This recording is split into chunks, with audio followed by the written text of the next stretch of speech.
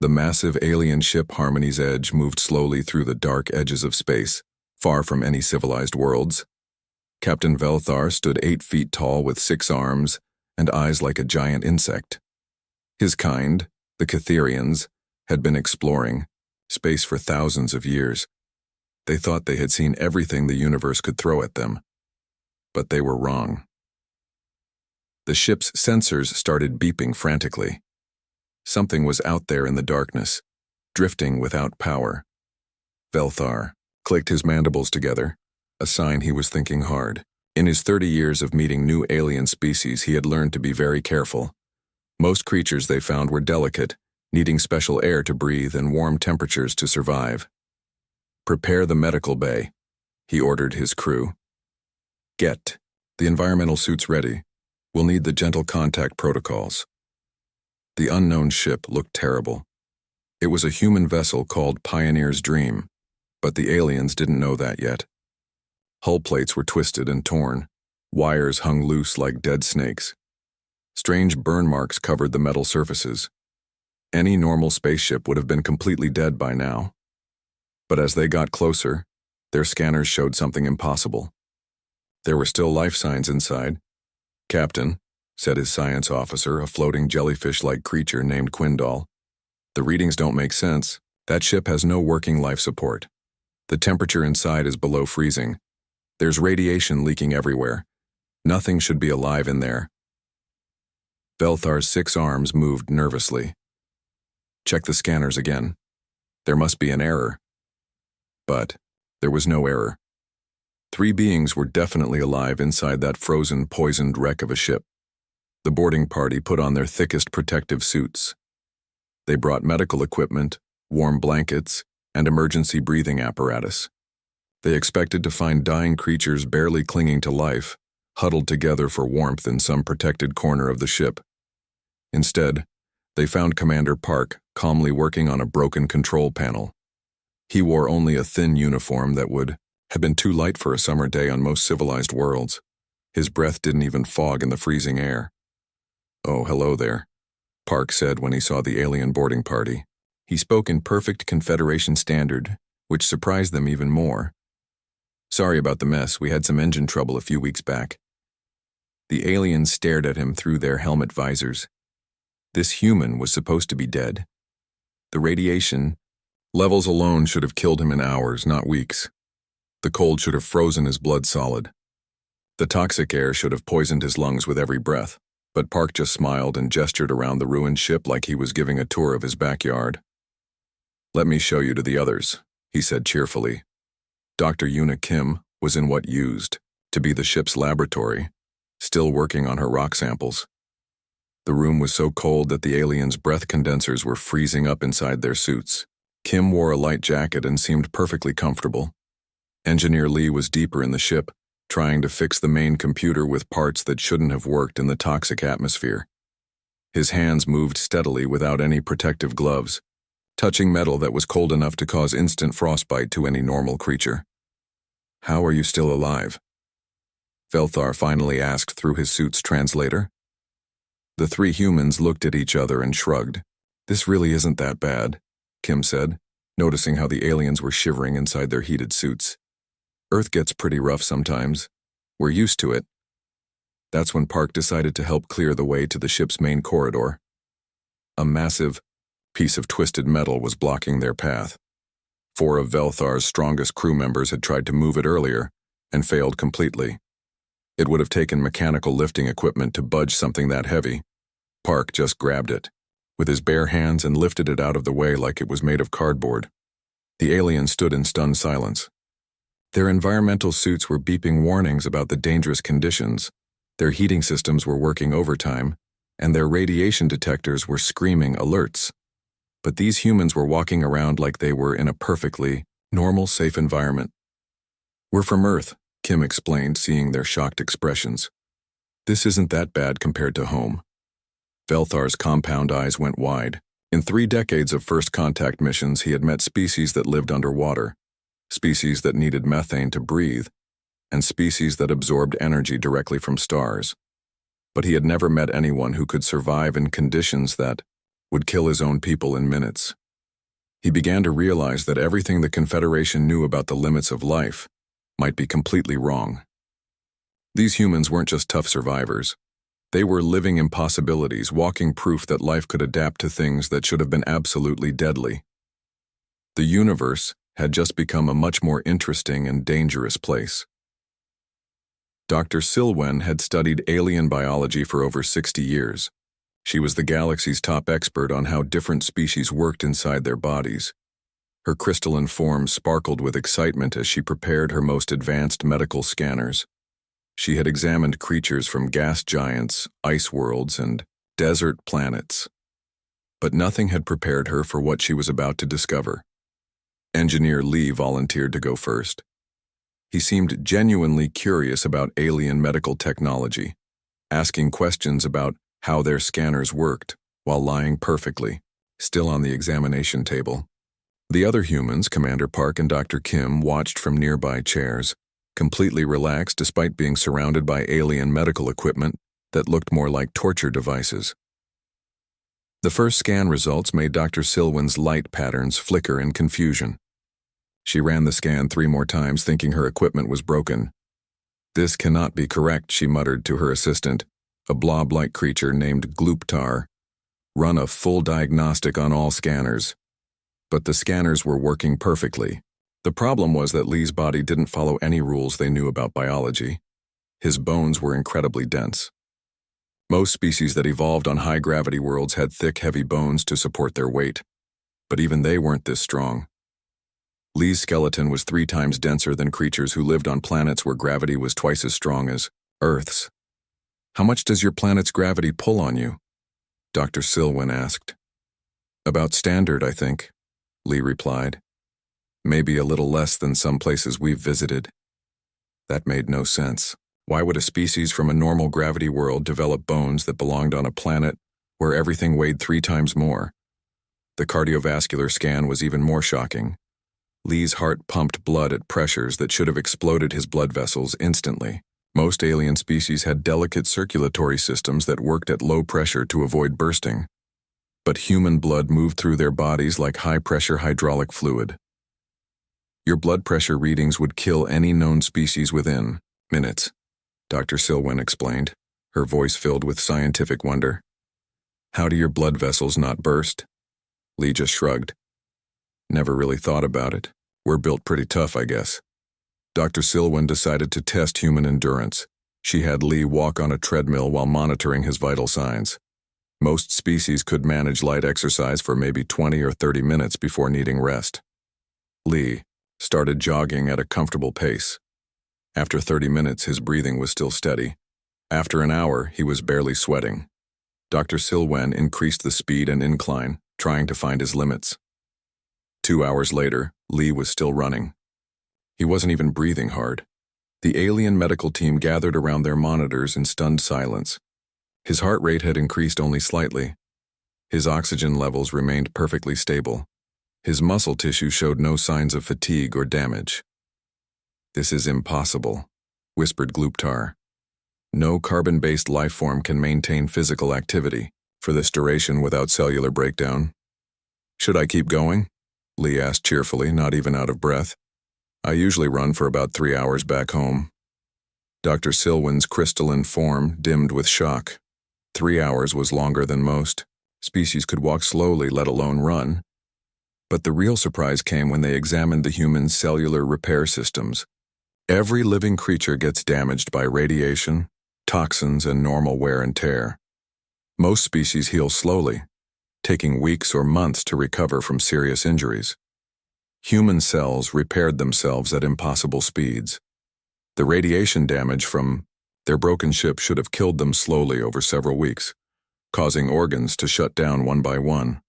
Instead, their bodies were actively fighting off the radiation damage faster than it could accumulate. "Your cellular repair mechanisms operate at impossible speeds," Dr. Silwen explained through her translation device, her scientific excitement overriding her usual calm demeanor. "The radiation exposure alone should have caused systematic organ failure weeks ago." Dr. Kim smiled while looking at the scans of her own body on the alien screens. The images showed her cells constantly rebuilding themselves, fighting off toxins, and adapting to hostile conditions in real time. Our immune systems had to get creative, she explained simply. Earth kept trying to kill us, so we learned to heal fast and fight off everything. The scans revealed something even more amazing. Humans had backup systems for almost everything. If one organ got damaged, another could take over its function. If one biological process failed, their bodies had alternate ways to accomplish the same task. Most species had evolved specialized systems that worked efficiently in stable environments. Humans had evolved redundant, adaptable systems that could handle constant change and catastrophic failure. You have 3 different ways your body can process toxins, Dr. Silwen marveled. Most species have 1, maybe 2 if they're lucky. Earth has a lot of different poisons, Park explained matter-of-factly. Plants, animals, bacteria, fungi, volcanic gases, you name it. Our bodies learned to handle whatever got thrown at us. The medical team realized they weren't just looking at tough survivors. They were examining biological impossibilities that walked around as living proof that life could exceed every theoretical boundary they had established. These humans had evolved on a world so dangerous that their bodies had developed capabilities that shouldn't exist. They were living examples of what happened when evolution was pushed beyond all known limits. The galaxy's understanding of biology was about to be completely rewritten. 3 days after the medical examinations, the Confederation's most advanced computers received a quantum transmission from Earth. The data package contained detailed information about humanity's home planet, gathered by their deep space monitoring stations. What arrived was so shocking that it literally crashed their xenological databases. Senior analyst Morden had been studying planetary classifications for 40 years. He had seen worlds covered in acid rain, planets where the surface temperature could melt lead, and gas giants with storms that lasted for centuries. But as Earth's data scrolled across his screens, his tentacles began trembling with disbelief. The computer systems kept shutting down, unable to process readings that seemed impossible. Morden had to restart the analysis programs 5 times before they could handle Earth's environmental data without crashing. Class Thwurtoon. Deathworld, he whispered to himself, reading the classification that appeared on his screen. That's the highest rating we have. Class Twos. Deathworlds were theoretical nightmares, planets so hostile that the Confederation had only identified 3 others in the entire galaxy. Even their most advanced robotic probes rarely survived long enough on such worlds to gather meaningful data. Most broke down within hours of landing. Yet somehow, an entire intelligent species had not just survived on such a world, but thrived. There for millions of years, the environmental readings painted a picture of planetary chaos that defied imagination. Earth's surface was constantly shifting and changing. Massive chunks of land called continents moved around like puzzle pieces, crashing into each other and creating mountain ranges. This continental drift happened so regularly that it caused mass extinction events every few million years. Volcanoes erupted with enough force to change the planet's climate for decades. Some explosions were so powerful they could be seen from space, throwing enough ash into the atmosphere to block out the sun. The largest volcanic events, called super eruptions, had the power to end civilizations overnight. But that was just the beginning. Earth's weather systems were absolutely insane by galactic standards. Hurricanes with winds that could level cities formed regularly and swept across the continents. Tornadoes touched down like spinning hammers, destroying everything in their path. Blizzards buried entire regions under tons of snow and ice. The planet experienced regular ice ages that froze most of the surface for thousands of years at a time. Between these frozen periods, temperatures would swing dramatically in the other direction, creating desert conditions across vast areas. Even worse, Earth sat in a dangerous part of space where asteroids and comets regularly smashed into the surface. The most recent major impact had been only 65 million years ago, an event so catastrophic it had wiped out the planet's dominant life forms and completely changed the global ecosystem. Commander Park found the entire alien crew huddled around, their displays in the ship's main science lab. They were staring at Earth's environmental data with expressions of horror and disbelief. Your homeworld, stammered Science Officer Quilen, her crystalline form flickering with shock. It's actively trying to kill everything that lives on it. The data showed that Earth's atmosphere had changed composition dramatically multiple times throughout its history. What humans breathe now was actually toxic to most galactic life forms. The oxygen levels alone would be poisonous to many species, and the atmospheric pressure would crush creatures adapted to gentler worlds. Your species evolved during constant geological upheaval, Quilen continued, her voice barely above a whisper. Meteor impacts, ice ages, volcanic winters, atmospheric composition changes that would sterilize most civilized worlds. Park looked at the data they were so amazed by and shrugged casually. Yeah, Earth keeps us on our toes, always has. The aliens couldn't understand his calm reaction. They were looking at readings that described a hellish nightmare world, and he was talking about it like it was a minor inconvenience. How did your people survive long enough to develop intelligence? Asked Captain Velthar, his insect-like head tilting in confusion. We got good at adapting, Dr. Kim explained, joining the conversation. When your environment changes constantly, you either learn to change with it or you die out. The species that made it were the ones who could handle anything. Engineer Lee was nearby, working on repairs to the alien ship's scanning equipment. He had already fixed 3 different systems using methods that violated everything the aliens knew about engineering. Parts that shouldn't work together were somehow functioning perfectly under his modifications. Yeah, Earth's pretty unstable, Lee said without looking up from his work. Earthquakes, volcanoes, hurricanes, floods, droughts, ice storms, heat, waves. That's why we got good at adapting quickly. He gestured to the jury-rigged repair he'd just completed, where he had connected Confederation technology using principles their own engineers had declared theoretically impossible. When your planet keeps changing the rules every few thousand years, you learn to improvise with whatever you have available. The alien crew began to understand something that chilled them to their cores. These humans hadn't simply survived on a dangerous world by hiding in caves or building protective shelters. They had been forged by Earth's constant catastrophes, shaped by millions of years of planetary violence into something that treated disaster as a normal part of life. Every mass extinction event had made them stronger. Every climate change had made them more adaptable. Every natural disaster had taught them new ways to survive and thrive under impossible conditions. Earth hadn't just produced tough survivors. It had created a species that viewed catastrophic change not as a threat to be feared, but as an opportunity for growth and innovation.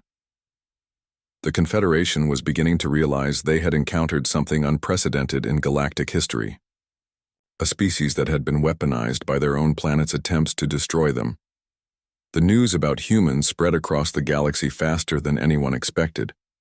Within just a few days, every major government, scientific institution, and military organization in Confederation space had received reports about the Terran anomaly. Emergency meetings were called on dozens of worlds as leaders tried to figure out what this discovery meant for the rest of the galaxy. On the capital world of Centaurus Prime, the Confederation Council held its first emergency session in over 50 years. Representatives from hundreds of species gathered in the Great Assembly Hall, their various forms of communication devices translating panicked discussions into a chaos of overlapping voices. A species that can survive Class Twaithene Deathworld conditions, announced Chancellor Vexhall, a floating gas bag creature whose voice resonated through specialized speakers. The implications are staggering. Some council members were terrified. If humans could survive anything, what would stop them from taking over weaker civilizations? Other representatives saw opportunity. There were vast regions of space that had been considered permanently uninhabitable. Maybe humans could explore and colonize areas that had been off limits for thousands of years. The military leaders were the most concerned. General Korthvan, a heavily armored reptilian from a high-gravity world, stood before the assembly with his scales bristling nervously. If these humans can operate in conditions that would kill our soldiers instantly, he rumbled, how do we defend ourselves if they become hostile? Our weapons are designed for normal biological limitations. But before anyone could develop plans or policies, the universe decided to provide a real test of human capabilities.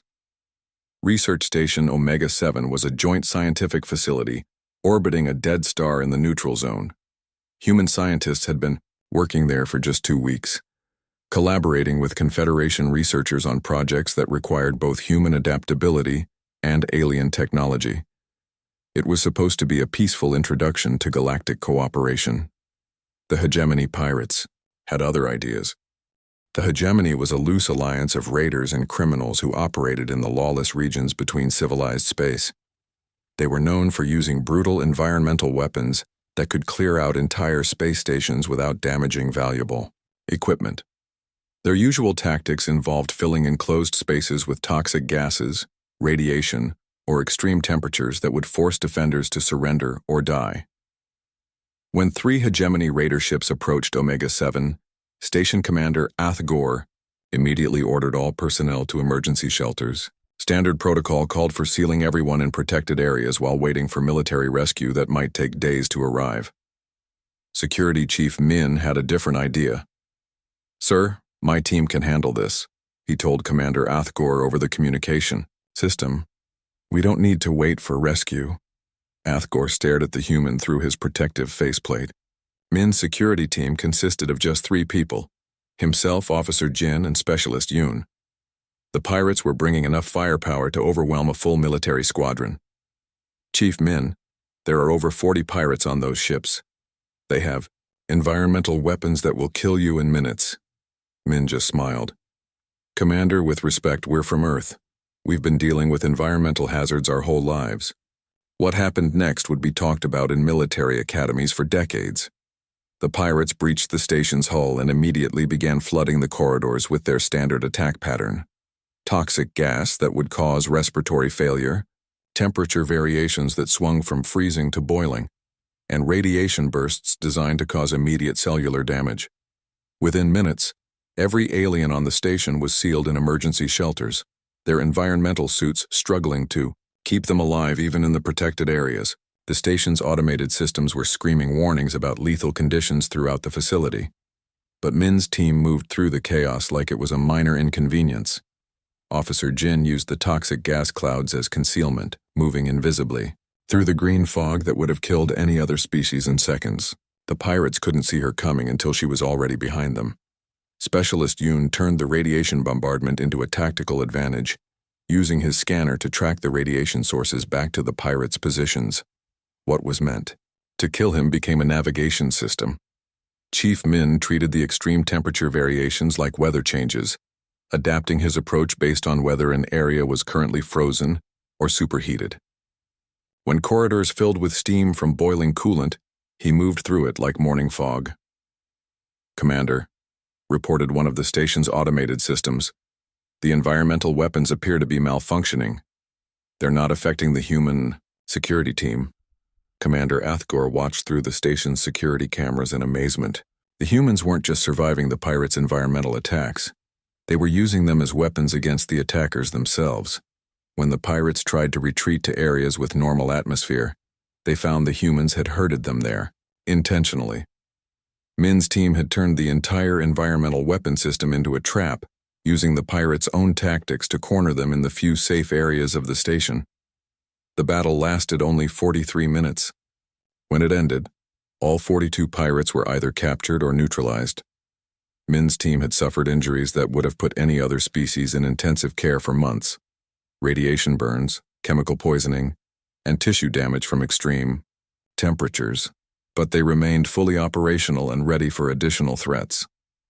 They're treating poison gas as concealment and radiation fields as tactical advantages, Commander Athgor reported to Confederation Command, his voice filled with awe and fear. "The humans aren't just surviving environmental weapons, they're weaponizing them." The galaxy suddenly realized that humans didn't just endure harsh conditions. They turned hostile environments into strategic advantages. What was meant to kill them made them stronger and more dangerous. Military planners across Confederation space began rewriting their tactical manuals. The old rules of combat had just been completely shattered by 3 humans who treated deadly weapons like useful tools. The universe had become a much more interesting and dangerous place.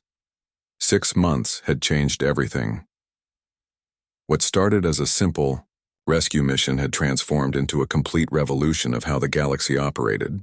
Humans weren't just surviving in Confederation space. They were thriving in places where no one else could even exist. The first major breakthrough happened at the Kepler station, built around a dying star that was slowly collapsing into a neutron star. The radiation levels near the stellar core were so intense that even the most advanced robotic systems failed within hours. For decades, the Confederation had only been able to study the phenomenon from a safe distance. Then Engineer Cho volunteered to go inside. "You can't be serious," said Station Director Falmesh, her jellyfish-like form pulsing with worry. "The radiation levels will cook you alive in minutes." Cho just shrugged and put on a basic radiation suit, not because he needed the protection, but because it made the aliens feel better. "I've worked inside nuclear reactors back on Earth. This should be similar." What followed was 8 hours of Cho working directly in the stellar core, taking measurements and installing equipment that had been impossible to place before. The data he collected in a single day advanced stellar physics by decades. "The neutron formation process is completely different than we theorized," he reported over the communication system, his voice calm despite working in conditions that would vaporize most known materials. "I can see the magnetic field lines with the naked eye. This is incredible." Meanwhile, across the galaxy, human explorers were mapping regions that had been marked as permanently dangerous on every star chart.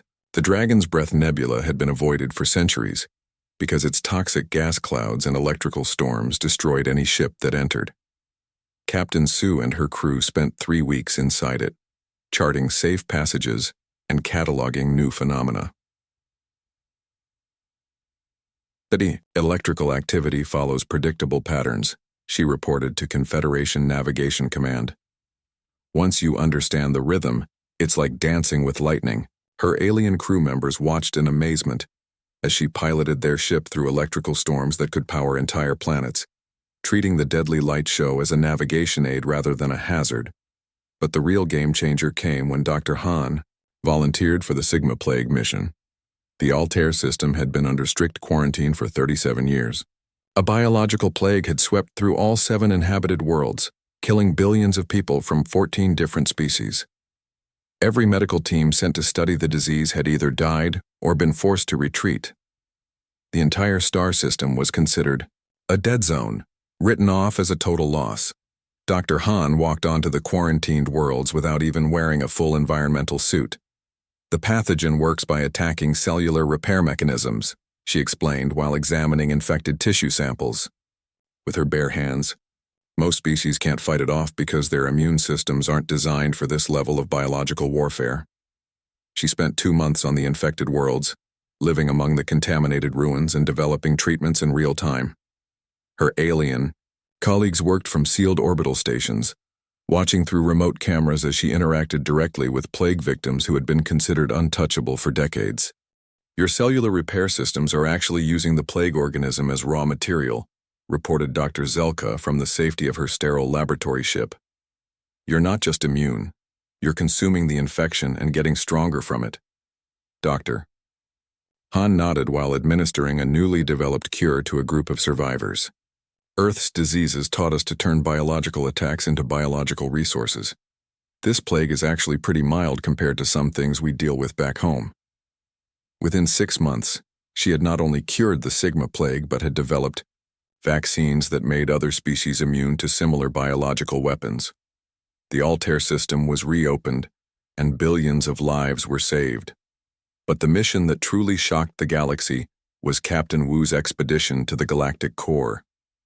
The center of the galaxy was considered absolutely impassable. Gravitational anomalies from the supermassive black hole created space-time distortions that had destroyed every probe mission attempted over the past 1,000 years. The radiation levels were beyond measurement, and the gravitational forces could tear apart anything made of normal matter. Captain Wu treated it like a sightseeing trip. "The gravitational patterns are actually quite beautiful once you learn to read them," she reported while piloting her ship through space-time distortions that bent light into impossible shapes. "It's like surfing waves made of gravity." Her mixed species crew watched through reinforced viewing ports as she navigated through conditions that defied the laws of physics. Where they saw deadly chaos, she saw navigational opportunities. Navigator Kelhari, a crystalline being who had spent centuries mapping safe space routes, stared at their successful passage through the galactic core with something approaching religious awe. "Your people don't just survive impossible conditions," he whispered, his crystal form resonating with amazement. "You find them stimulating." Captain Wu smiled while reviewing the data from their successful core mapping mission. They had charted stable routes through regions that had been considered permanently impassable, opening up entirely new areas of the galaxy for exploration and colonization. "Earth taught us that impossible just means nobody's figured out how to do it yet," she said simply. "Give us enough time, and we'll find a way through anything." The Confederation Council was forced to completely rewrite their understanding of what was possible. Regions of space that had been marked as dead zones for thousands of years were suddenly accessible. Scientific phenomena that had only been studied from a distance could now be examined up close. Medical challenges that had plagued civilization for millennia were being solved by humans who treated deadly diseases like interesting puzzles. The galaxy had expected to encounter another species that would need protection and assistance. Instead, they had discovered evolution's ultimate answer to an impossible universe. Beings who viewed every challenge not as an obstacle to overcome, but as an opportunity to prove that adaptation truly had no limits. Humanity's greatest gift to the galaxy wasn't their incredible physical abilities or their remarkable endurance. It was their absolute refusal to accept that anything was truly beyond the reach of determined intelligence and adaptive will. The universe had just become infinitely larger and more accessible, thanks to a species that treated the impossible as merely inconvenient.